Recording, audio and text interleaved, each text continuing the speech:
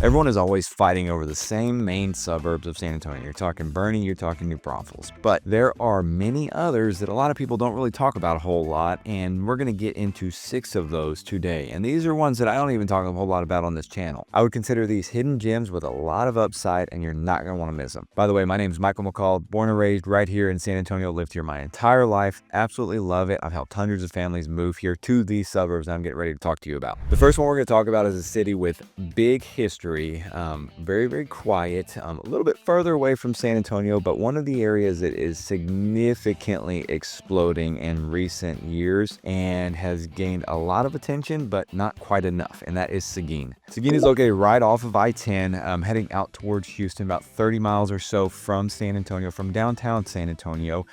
So you've got an easy drive relatively to get into San Antonio. You're close to New Braunfels, about 15 minutes south of New Braunfels, and you're actually not that far from Austin, about a 45-50 minute drive. It's also got a lot of industry. There's a lot of big manufacturing facilities right there on the highway. Seguin was founded in 1838, so it's got a lot of history. Really cool downtown area with a lot of growth happening down there recently too, especially given that what I would consider is a staple of downtown Seguin is Burnt Bean Company, best barbecue restaurant in the state of Texas, ranked #1 on Texas Monthly's top 50 barbecue joints, which is kind of like the holy grail of barbecue list. You've got the Seguin Coffee Company, you've got a couple other little bars, tons of shops right there. You've got, the Gifting Gourmet, which has been there for years, Southern Traditions right there next to Burnt Bean, Southern Jewel. I mean, there's all kinds of different places down there, and they got the trade days all the time. I mean, it's just a really cool little spot. You've also got the Guadalupe River that runs right through town. So you have Starkey Park, which has its own big golf course, which is just undergoing a huge renovation. You've got a lot of character to Seguin that not a lot of people really think about. Now, here's where Seguin gets pretty exciting and is a really unique opportunity. So the current median price point in Seguin is $277,000 currently, and that is significantly lower than even San Antonio, which hails its affordability. It is more of a buyer's market right now. There's a lot more inventory in Seguin because you have a ton of new construction. That is the main driver for Seguin as far as their real estate market, is the new construction, and the affordable new construction at that. Prices are down about 4% from last year. Again, this is kind of typical throughout the San Antonio market. We are, kind of in what I would consider a softening market. Definitely not what I would consider a crash by any means, but from those peaks, especially in 2022, when you look at it as a whole, there are, a good amount of price drops all over the area. But what's crazy about Seguin is how fast it is growing. Recently, and I've talked about this on other videos, Seguin has over 17,000 residential units under construction in the planning phase too. So we're talking apartments, we're talking about houses, but for a city that only has about 40,000 people in it, that is a drastic number of new units that are coming up. And you also have a bunch of developers that are taking notice too. Air is a huge shopping center. The developers of the Creekside Shopping Center in New Braunfels are developing a big 500-acre parcel in Seguin to make that similar to what Creekside has. Now, Seguin has a really great, strong community. It's been a smaller town for years and years, and this growth obviously has built up a lot of emotions in the long-term residents of Seguin. But when we're talking about strong values and strong community, the next place, Vernia, Texas, is a small town that has a lot of that. It is significantly smaller than Seguin. Residents, the population of Vernia is actually only about 1,700 people. Very small town, but most of the people live on the outskirts of that small little town of Vernia.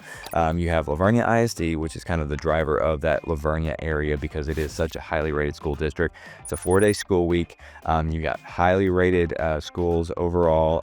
You have great athletic programs. You've got the volleyball team, which is currently in the state championship, playing relatively soon. They're going to have played already, so by the time this video comes out, you can go look to see whether or not they won. The football team is really good. They made it to the state finals last year as well. So you have a lot of great pluses, especially for families whenever you're looking at Vernia. The other big benefit is that it is significantly more affordable when it comes to acreage communities. If you drive through Vernia, you will notice there is not a single cookie cutter tract home development anywhere. So everything here is bigger lots, custom homes, and a lot more affordable prices. I believe the average price point in Vernia is just a touch below 500,000 right now, and pretty much everything is on an acre or more. Now it is a little bit farther away from things. You don't have a whole lot going on in town. Of course, it's a small town. You have a really nice big HEB, which is all you really need for your grocery shopping. You're about 30-40 minutes from Costco up in that Cibolo area. You can go 30 minutes north to Seguin and everything that they're getting ready to develop. So you're about 30 minutes or so from everything that you need. You're just in a more country, rural setting. And that is a big draw for a lot of people. There's a lot of military that lives in this area, especially commuting to Randolph. Easy drive to get into Randolph. You just jump on 1604 and head north. And then even going over to Lackland Air Force Base. I mean, there's a lot of people that I know that live in Vernia and commute out there.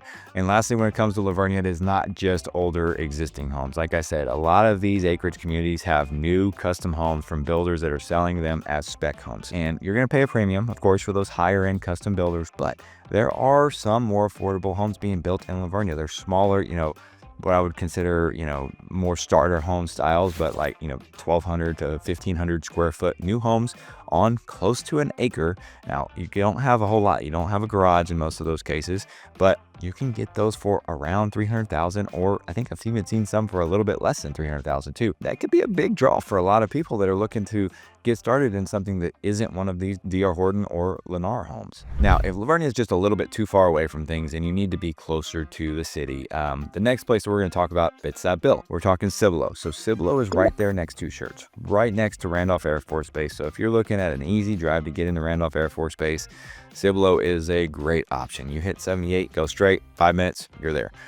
Lots of new construction there, lots of existing homes too, and really affordable as well. Cibolo sits mostly in Guadalupe County, just east of Bexar County, which is where San Antonio is. Guadalupe County is actually where Seguin is. It's the county seat for Guadalupe County. Cibolo is a lot less built out than Church, so you do get a lot more new construction in Cibolo compared to in Church, because Church has just been built out first because it's a little bit closer into town. You also have a super easy drive to get over to New Braunfels. I mean, New Braunfels has anything and everything that you can want between the rivers, the parks, Grain, Creekside, Schlitterbahn, I mean, downtown New Braunfels, all the stuff. So, you're talking 10-15 minutes to get to New Braunfels from Cibolo. And talking about location too, I know this one's on the northeast side. We're going to talk about Helotes here in a second, which is over on that northwest side. Very kind of similar atmosphere to Cibolo. The schools are Cibolo Universal City Independent School District. So that is a huge mouthful, but it's kind of this whole northeast side of San Antonio combined, right?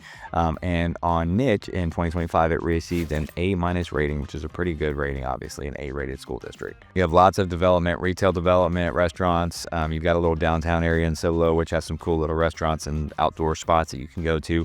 The Cibolo Nature Center right on the Cibolo Creek. And when we're talking about real estate, I mentioned it is a lot more affordable. You're looking at a median price point of about $310,000 in Cibolo, so significantly more affordable than a lot of places. You do have a lot more inventory in Cibolo. You have what I would consider more of a buyer's market. So you guys that are looking at buying homes, there's lots of opportunities for getting some pretty good deals, especially on those new construction that is giving so many good interest rates and good incentives. There's a lot of that to be had in Cibolo. Now, Cibolo, one of the negatives is for sure that it is more on that kind of flatter side of San Antonio. That area between San Antonio, Seguin, and New Braunfels is known for being kind of that flat farmland area. One place to consider as far as looking at the negatives of potential foundation settling and movement. You just got to mitigate it. Doesn't mean that I don't recommend Cibolo at all, but you need to consider what you need to do to make sure your house doesn't have a lot of foundation movement. But next place we're going to go to is up on that northwest side of San Antonio. You're talking more hill country up there and a lot less issues with those foundations, and that is Helotes. I don't talk about Helotes near enough. I mean, it is right on the corner of that northwest side of San Antonio, very similar to what you have with Church, right? So it is kind of the gateway to go out to that northwest, western side of San Antonio and the hill country that you find out there going towards, especially like Bandera. Like you go past Helotes to get out to Bandera, the cowboy capital of Texas. You're probably just like a 15, maybe 20-minute max drive to get into downtown San Antonio from Helotes. You have a ton of retail and a ton of restaurant options right there on that northwest corner. I believe it is the largest HEB in existences in Helotes right there. Huge water tower sign. You can't miss it, right off of 1604 and Bandera Road right there. You also have some really cool, unique spots like John T. Flores Country Store, which has got tons of good country music artists that come there all the time. When it comes to of parks, the Leon Creek Greenway does go right through Helotes. So you have another, good benefit to being close to that. Now, Helotes is a little bit higher priced, so you have a mix of new construction and more existing homes. There's not as much new construction here. You're going to have to go further south, kind of more towards that far west side of San Antonio, but there are a couple options. You have Davis Ranch is one that is really, really close to Helotes. Davis Ranch has some really good builders such as Highland Homes, one of my favorite builders overall in San Antonio, and just you got some really good school districts too. I mean, you got Northside ISD, O'Connor High School right there in Helotes. That's kind of the biggest draw for people that are, looking at the schools in Helotes, is going to O'Connor.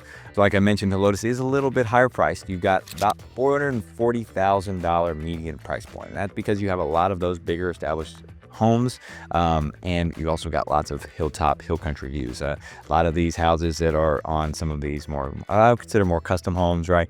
You've got these, massive hill country views. You have a decent amount of acreage communities in here as well, so that drives that higher median price point, of course. Now, I mentioned Helotes is right there on the edges of the Texas hill country. You got a lot of those rolling hills. If you want to be further into that hill country area and be more surrounded by it and not as close to the city, next up is Bulverde. So when you drive out to Bulverde, you're heading north on 281. Then you cross over this hill, right, as you're going north. And it's like the world just kind of opens up. You see the hills everywhere. You can see some housetops throughout.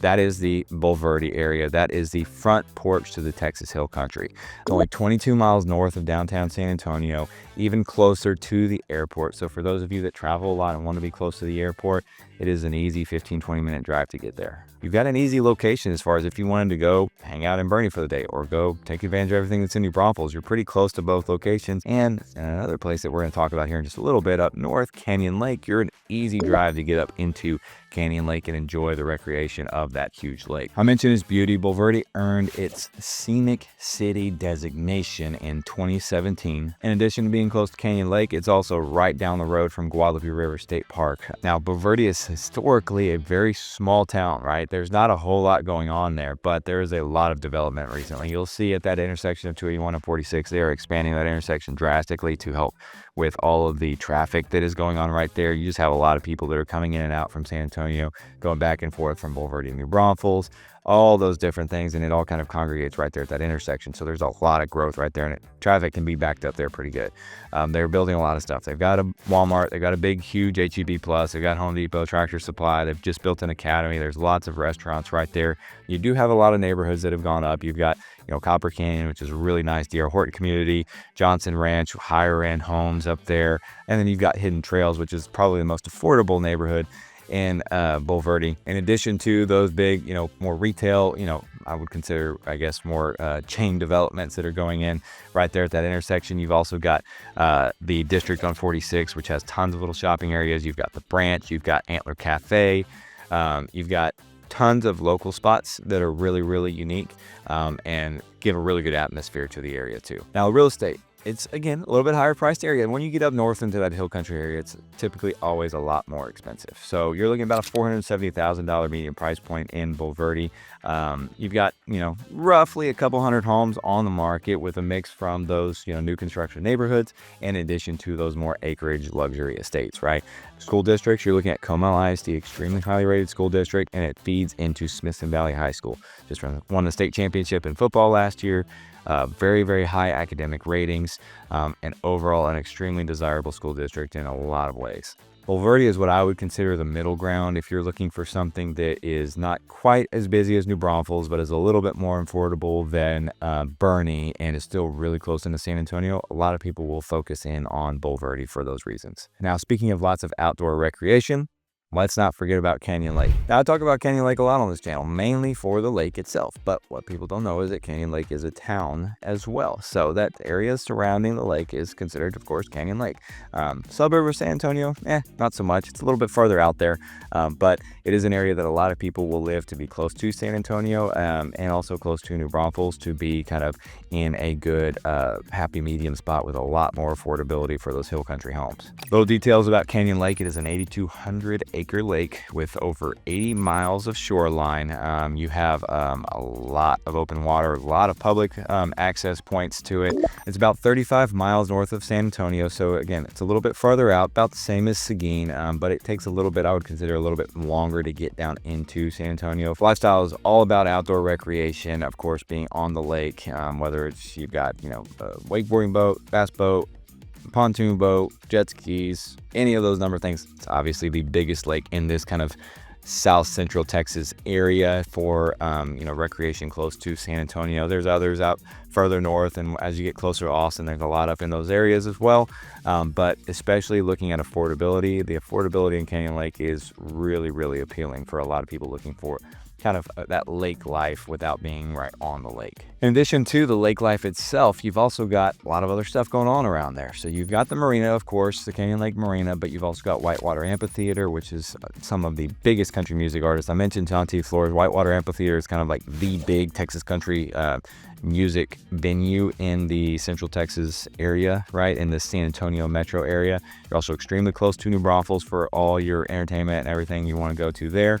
That's kind of the extent of what you get in Canyon Lake. Got some small grocery stores, Brookshire Brothers, but if you want to get to the big HEBs, go down to New Braunfels, go down into Bulverde. That's why those are there. Canyon Lake schools are also come out ISD, so you get higher rated school district, but Canyon Lake itself has its own specific schools. Not serving Smithson Valley High School, it's going into Canyon Lake High School. Smaller schools, smaller class sizes, so a lot more people, that are looking for that smaller atmosphere, not the big giant Smithson Valley High School. Canyon Lake's prices are sub $400,000. You're looking at around $395,000 on the median price point there, with a lot of listings on the market. You got a lot of higher end listings, but you also got a lot of lower price listings. Now, Canyon Lake, because of the number of listings and it being a smaller place, is definitely a more softening market compared to most other places, just because of the distance being further out. A lot of people are just not looking that far out at the moment, but it gives you some good opportunities if you are a buyer looking to be in that area and looking for an area that long term is just a great lifestyle location. Now, I wouldn't be doing you guys the correct service as a advocate for this area if I didn't mention the negatives of Canyon Lake. So as of this recording, Canyon Lake's lake level is around 65-ish% full.